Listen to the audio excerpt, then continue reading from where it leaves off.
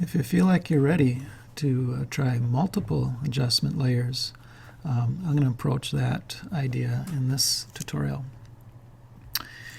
So hopefully you're familiar with an adjustment layer and how to do a simple mask using a simple adjustment layer. If you haven't, then you should watch one of the previous videos on adjustment layers. But in this one, we're going to use more than one adjustment layer on an image, and it should work out just fine as long as you pay attention to your layers.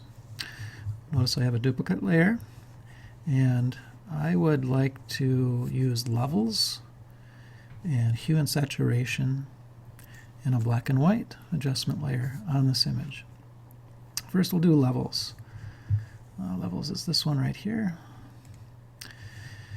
And in a previous video I suggested using the middle eyedropper and click on something that's supposed to be gray and see if that works. This rim is supposed to be gray, or maybe the floor is supposed to be gray. Didn't do much. You can also play with the sliders here. Oh, there we go. I want my image to pop a little bit, have a little more contrast. So I'm going to choose there. Okay. And now since it's an adjustment layer, I can paint the change on or off using my brushes, or I can go to this part of my layer. Notice I'll click on the levels icon. If I double click that, I can redo my setting, which is the power of adjustment layers. You can have maximum flexibility by always going back and changing or tweaking something that you've done. Alright, now I'm going to add another adjustment layer on top. I'm going to go to the one called hue and saturation.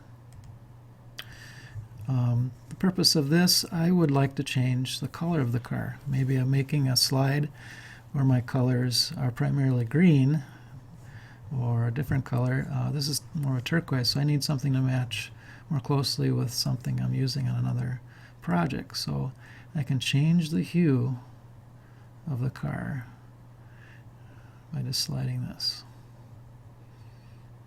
So I'm going to pick a little bit of a darker green. Alright, I'll close my panel and double click the icon for hue and saturation if you want to readjust it again, and then use the mask to paint the effect off or paint the effect on that I just did. Alright, I'm going to add one more adjustment layer. This purple here is very distracting. I don't want that there, and so I'm going to go to black and white adjustment layer, turn that on, and I'm going to use a brush this time just to brush the color of the car. I'm going to reset my color chips to white and black, and press B or choose my brush. Now right now my brush opacity is 100, flow is 100%. You need to check that. Also need to check what kind of brush you have on. Sometimes we have a fuzzy brush, and in fact you want it to be a hard edge. I want it to be a hard edge. Okay, I'm going to start painting the color back. Okay, I'm going a little too fast, so I'm going to make some mistakes. Oh, there's that purple I don't want. And I'm going to have to get closer, pay attention to the details. And I can go Control plus to zoom in, or use that magnifying glass to zoom in.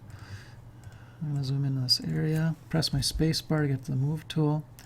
And I want that purple gone, so I'm going to switch my color chips, click on my brush, reduce the size of my brush by pressing the bracket key, and I'm going to paint that off. And I should be taking more time to do this, but I could zoom in more to get more of that purple out of there, or lavender.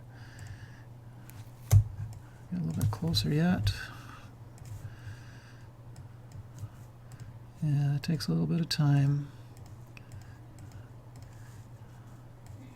I'm getting pretty close to what I want. All right, I'm going to press Control-0 just to take a look at the image in the frame. Notice I missed some spots, so I have some work to do.